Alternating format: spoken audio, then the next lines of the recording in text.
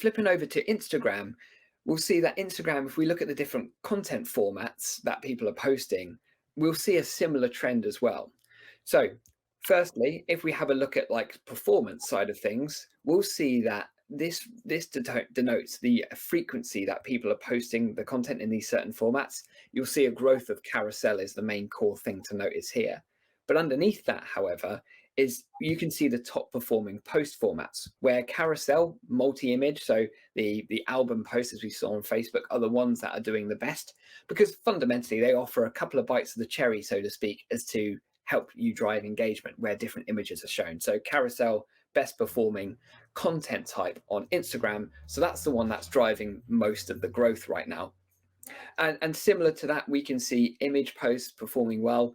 And then video is actually one of the lowest performing post formats. And that's specifically video in the feed.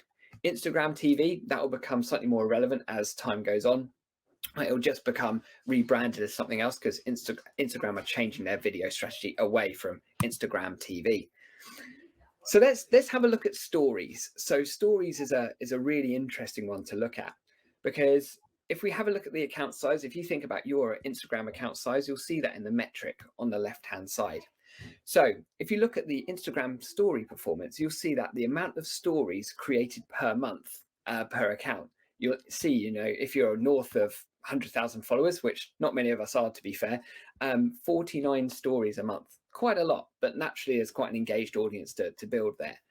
But the more interesting thing about stories that we discovered in the data that we've seen over the last month is actually, let's have a look at the stories reach versus a post in a feed's reach.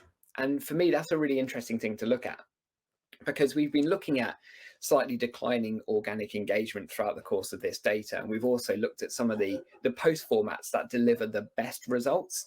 So with that, however, we need to think about how stories fit into our mix, because if we're looking at trying to drive reach, i.e. get more people to see our content, then actually stories perform only about half as well as they do in the feed. So some really interesting kind of trends that are emerging here that we need to think about and how we balance our strategy between feed and the story. And it's all depending, once again, back down to what you want to achieve as an organization. If it's reach, if it's getting as many eyes on your post as possible, or on your content, I should say, stories potentially is not the way to do that, but it's great to drive a depth of engagement.